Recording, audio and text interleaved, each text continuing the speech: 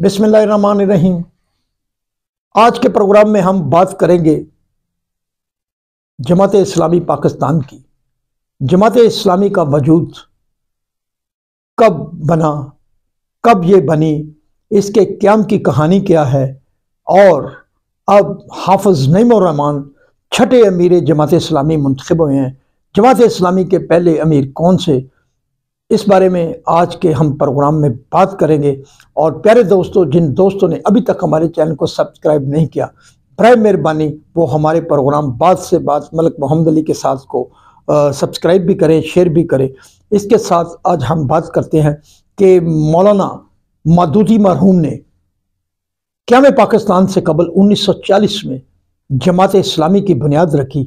انہوں نے اپنے چند بہت ہی قریبی ساتھیوں کے ہمراہ یہ فیصلہ کیا، وہ علماء اکرام تھے، انہوں نے جماعت اسلامی کی بنیاد رکھی۔ جب پاکستان 1947 میں معرض وجود میں آیا تو مولانا مودودی مرحوم پاکستان منتقل ہوئے، لاہور میں منتخب ہوئے، اور اچھرا کے مقام پر انہوں نے جماعت اسلامی کا دفتر قائم کیا، اور وہ پھر جماعت اسلامی پاکستان بن گئی۔ اور مولانا مودودی مرحوم جماعت اسلامی کے امیر تھے، اور جب ہندوستان اور پاکستان کا وجود عمل میں نہیں آیا تھا تو مولانا مودودی مرحوم جماعت اسلامی ہندوستان کے امیر تھے، اور جب پاکستان بن گیا تو وہ امیر جماعت اسلامی پاکستان بن گئے۔ مولانا مودودی مرحوم کی جدوجہد کسی سے ڈھکی چھپی نہیں، انہوں نے اسلام کے لیے، اسلام کی خدمت کے لیے بہت زیادہ کام کیا۔ بلکہ مولانا مودودی مرحوم کا جو درس قرآن تھا وہ بہت مشہور تھا۔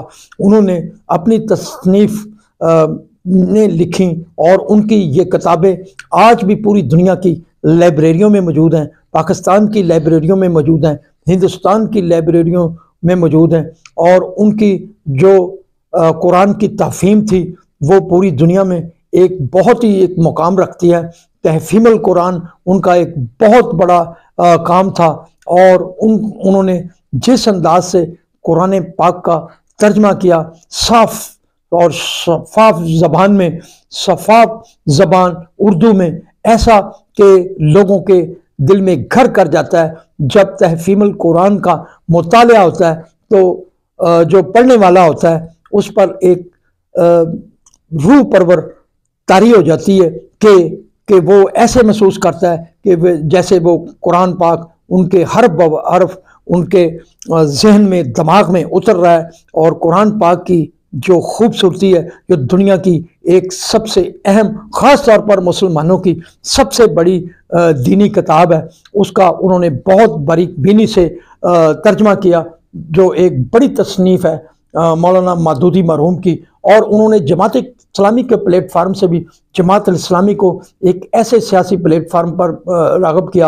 اور جب ختم نبوت کی تحریک چلی 60 اور 50 کی دہائی کے درمیان، تو مولانا مودودی بڑے فرنٹ لائن پر آ کر ختم نبوت کی تحریک میں سامنے آئے۔ بلکہ مولانا مودودی اور ان کے کچھ ساتھی جو علماء کرام تھے، انہیں اس جرم میں سزائے موت بھی سنائی گئی، لیکن انہوں نے اللہ پر سارا وسیلہ رکھا، اور پھر وہ اس جیل خانوں سے باہر آئے اور پاکستان کے لوگوں کی خدمت کی، پاکستان کے دینی حلقوں کی خدمت کی۔ بلکہ ان کا نام عالم اسلام میں ایک بہت بڑے دینی رہنما کے نام لیا جاتا رہا۔ اور جب ان کی رحلت ہوئی تو پھر مولانا میاں طفیل محمد، وہ جماعت اسلامی کے دوسرے امیر بڑے، میاں طفیل محمد بھی بہت بڑے عالم اور بہت ہی زیرک اور بھرپور سیاسی رہنما تھے۔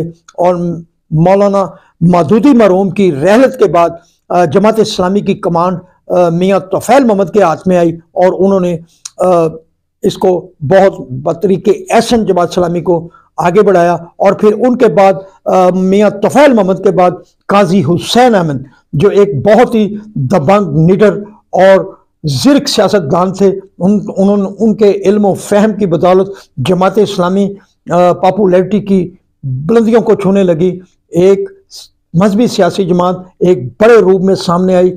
قاضی حسین احمد نے اپنی انتھک محنت سے جماعت اسلامی پاکستان کو بھرپور طریقے سے آگے بڑھایا، اور انہوں نے جماعت اسلامی کے حوالے سے بہت زیادہ محنت کی، اور قاضی حسین احمد کو ایک بہت ہی زیرک اور بہترین سیاستدان کے طور پر دیکھا گیا۔ انہوں نے جماعت اسلامی کے لیے بہت محنت کی، انہوں نے جماعت اسلامی کو ایک بھرپور پلیٹ فارم دیا، بلکہ ان کے دور میں ایک نعرہ مشہور ہوا کہ قاضی آ رہا ہے، یہ بہت پاپولر ہوا پاکستان کی سیاست کے اندر۔ بہرحال قاضی حسین احمد کی رحلت کے بعد یہ قرعہ سید منور حسن کے نام نکلا۔ منور حسن کا تعلق بھی کراچی سے تھا، لیکن وہ بڑے ہی بلند پایا کہ نہ صرف انسان تھے بلکہ بہت ہی زیرک اور بہترین سیاسی رہنما تھے۔ ان کی سیاست کا آغاز بھی اسلامی جمعیت طلبہ پاکستان سے ہوا تھا، وہ بھی اسلامی جمعیت طلبہ پاکستان کے ناظم اعلیٰ رہے تھے۔ قاضی حسین احمد بھی اسلامی جمعیت طلبہ پاکستان کے ناظم اعلیٰ رہے تھے، اور جب سید منور حسن کی مدت امارت مکمل ہوئی تو پھر جماعت اسلامی کے ارکان نے جو سراج الحق کو یہ ذمہ داری سونپی۔ سراج الحق کا تعلق بھی ایک انتہائی عام گھرانے سے تھا، وہ بھی اسلامی جمعیت طلبہ پاکستان کے ناظم اعلیٰ رہے، اور جماعت اسلامی کے ارکان نے ان پر یہ ذمہ داری ڈالی، اور سراج الحق نے اپنی بھرپور محنت سے بھی جماعت اسلامی کو بہت بلند مقام پر پہنچایا۔ بلکہ ہم سمجھتے ہیں کہ 2018 اور 2024 کے الیکشن میں امیر جماعت اسلامی سراج الحق نے بہت زیادہ محنت کی۔ انہوں نے پاکستان کا کوئی ایسا چھوٹا یا بڑا شہر نہیں چھوڑا جہاں جماعت اسلامی کے لیے وہ نہیں گئے، بلکہ بڑے بڑے جلسے کیے۔ بہرحال ان کی یہ محنت بہت زیادہ تھی، گو نتائج وہ نہیں آ سکے جو آنے چاہیے تھے، لیکن انہوں نے اپنے تئیں جماعت اسلامی کی بہت زیادہ خدمت کی، اور وہ جماعت اسلامی کے 5ویں امیر تھے۔ اور اب حافظ نعیم الرحمن جن کا تعلق حیدرآباد سے تھا، وہ امیر جماعت اسلامی کراچی رہے، نائب امیر جماعت اسلامی کراچی بھی رہے۔ حافظ نعیم الرحمن جو ہے وہ 1972 میں حیدرآباد سندھ میں پیدا ہوئے۔ انہوں نے اپنی ابتدائی تعلیم بھی حیدرآباد کے اندر حاصل کی، اور پھر دوسری تعلیم کے لیے، اعلیٰ تعلیم کے لیے انہوں نے کراچی کا رخ کیا، اور NED یونیورسٹی سے انہوں نے انجینئرنگ کی ڈگری حاصل کی۔ جو حافظ نعیم الرحمن ہے، انہوں نے 14 سال کی عمر میں قرآن حفظ کیا، وہ بھی اسلامی جمعیت طلبہ پاکستان کے 2 دفعہ ناظم اعلیٰ منتخب ہوئے، اور اس کے ساتھ ساتھ وہ کراچی کی سیاست میں بڑے بھرپور اور دبنگ انداز میں سامنے آئے۔ بلکہ انہوں نے جو کراچی کا حالیہ بلدیاتی الیکشن تھا، انہوں نے کراچی میں اتنی زیادہ مہم چلائی، اتنی زیادہ کمپین کی کہ جماعت اسلامی دوسرے نمبر پر کراچی میں نشستیں حاصل کرنے میں کامیاب ہوئی۔